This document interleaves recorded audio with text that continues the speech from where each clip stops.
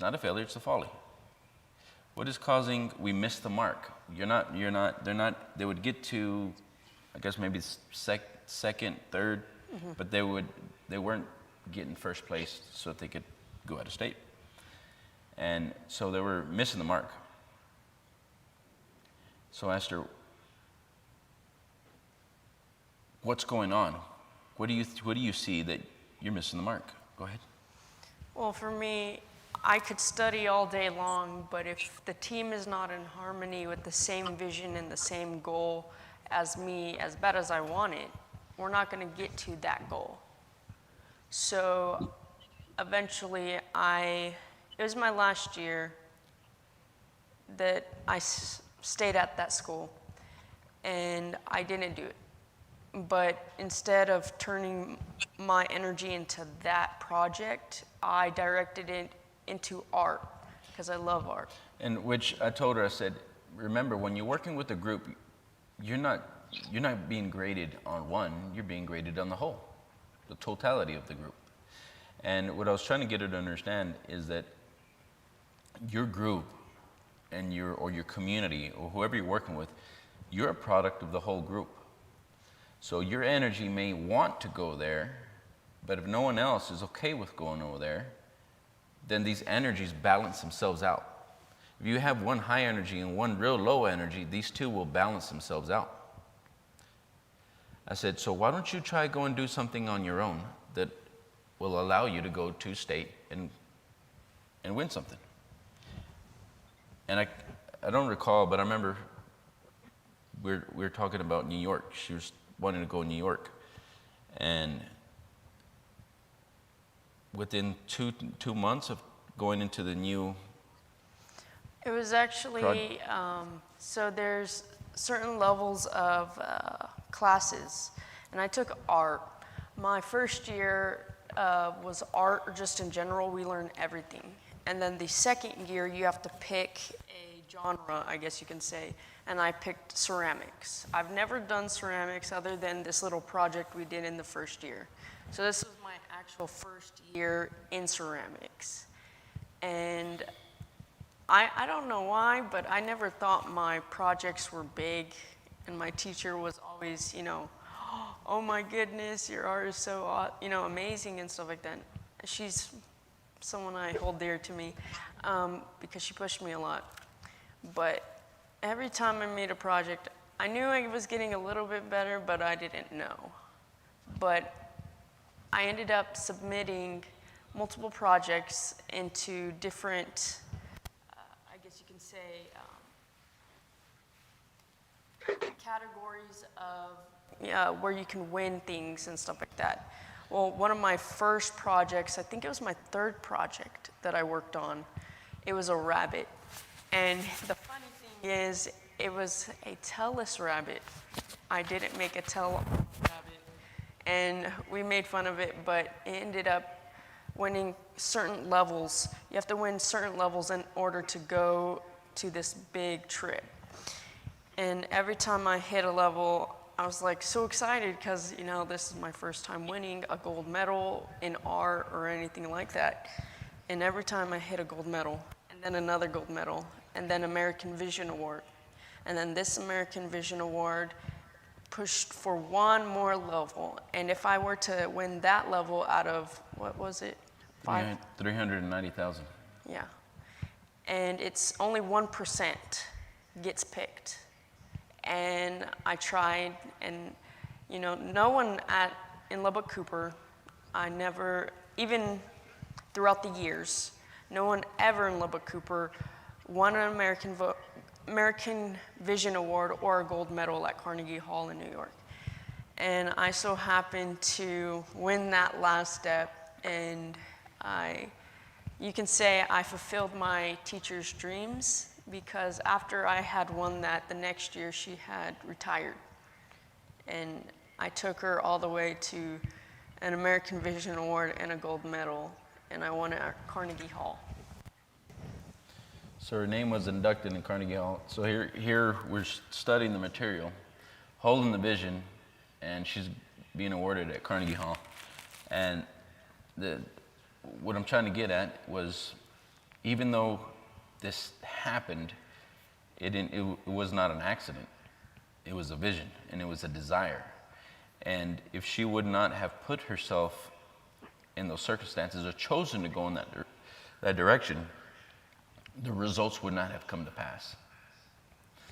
Now, we went from working with a group to coming out working by herself. We went from working on her own with her vision and then moving her vision forward to the attraction of the end result. And here we're off to New York and we're getting an award and we're doing something that's never been done before. So there are certain things that had to be applied. The certain thing was a dynamic mind, right? A mind with the vision and then taking actions and doing the work and doing the thing. Having the right environment is so important. Any takeaways?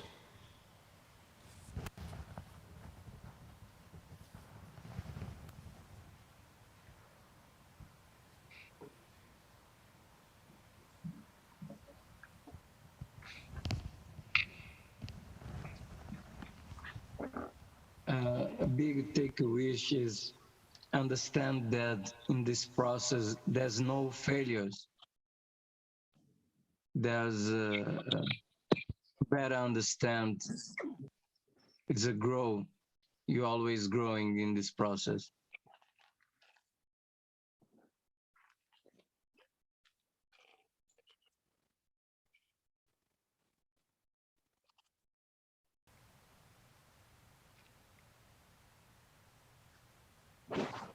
The importance of persistence, very important. Oh yeah. Persistence. She also had, Go ahead. she also had a mentor and a coach, right? Very good. Keeping her mind in order. Another thing for me is being able to challenge yourself and again to believe in who you are. Because at the time I didn't have confidence in who I was, but yes, I did want a certain direction I wanted to go through. So that kept me on track, but On purpose. yeah. Let's look at this. That kept you on purpose because we kept looking towards the vision. And I like what Bob said. There had to be a mentor behind the scenes. Having a mentor or a group or individuals that are helping you move towards the direction and get you to understand reality for what it is, you get a better understanding. At that time, it was you were young, and it's hard to explain the laws of attraction, the law of energy, the law of substance, the law of relativity. It's hard to explain all these different things. So we clothe it in words, or we clothe it in actions, right? But the better understanding we have, we can do these, put these laws into effect through practical application, right? Yeah. So I want to go to the practical use of desire, visioneering, understanding, application, persistence, decision making, doing things on purpose, and winning. I mean, I think the other thing that she had was that she stuck to her vision, but she didn't stuck to the way to get to the vision. She was flexible in how she got to her vision, so she didn't have to stick with this FFA. She came up with a different method to get, because her actual goal was to get out of state, There you go. not to do it through FFA. Good. I was waiting for somebody to catch it. We never change the goal. We may change the plans, but we never change the goal. Why is that so important? Because the goal makes you grow, Yep.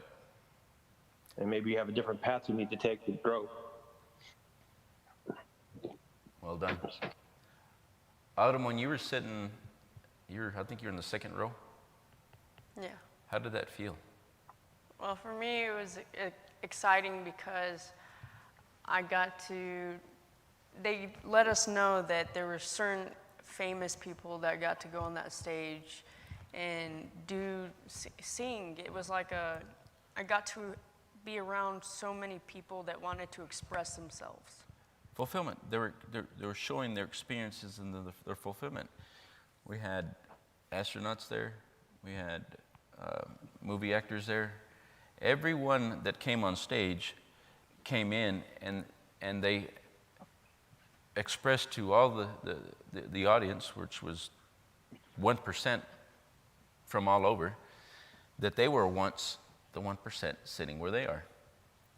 But they all worked towards a vision, and they were propelled by a desire and a chief aim. Here, we're talking about the laws of prosperity. We're talking about the laws of success. And all these laws go back to Andrew Carnegie and Napoleon Hill. And here they're being awarded where the book that she was studying was birthed from. Right? Yeah.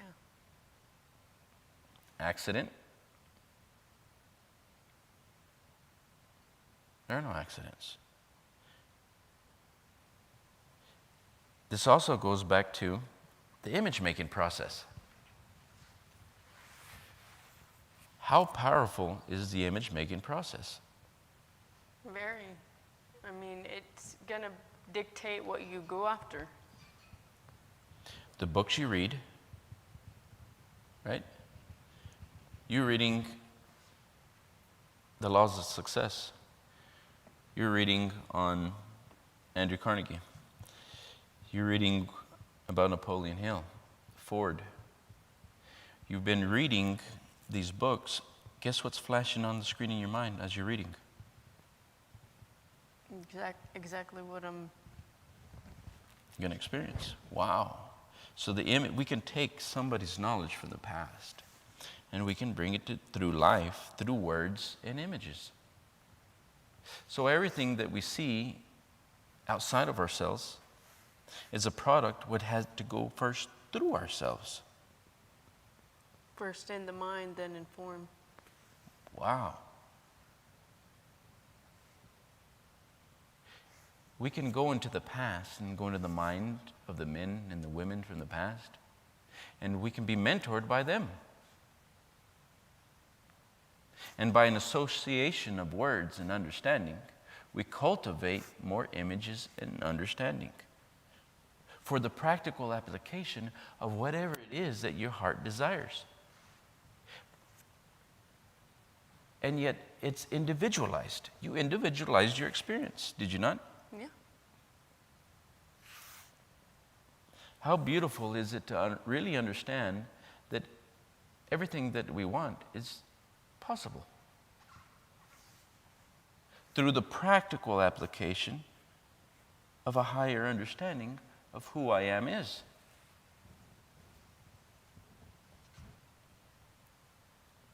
It is the way of consciousness.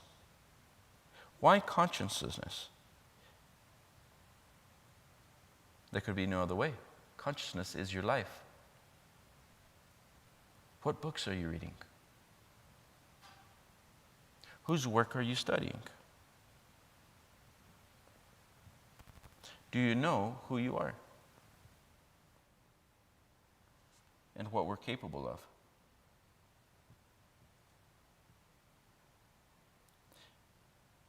Consciousness is your life. It is what you have, where you are, how you work. It is what you do, how you act, what comes to you, what leaves you, the kind of friends, opportunities you attract, and the kind of results you ever extend. We're ever extending results. That was last week. We went through a vision, right? Remember the vision? Yeah? Remember that? Why is it important to carry the vision? Well, it's a way to keep order in the mind. Yeah. You remember I said that we would meet our hands again one day and we'd be looking at the vision, right? Mm-hmm. It's so important to keep the vision in the forefront and to do everything on purpose. I can plan. I can organize. I can demonstrate. What are we demonstrating? you can either demonstrate exactly what you want or what's going on in the subconscious, the program. Can you repeat that again? You can either demonstrate what you want or what you are seeing in the subconscious, the programming. Ooh. That was power.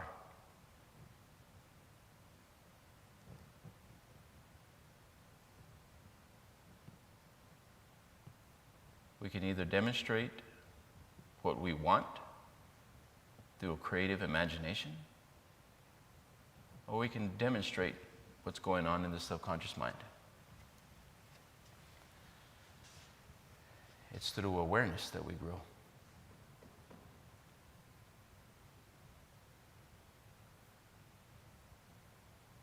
Anybody have any thoughts, takeaways?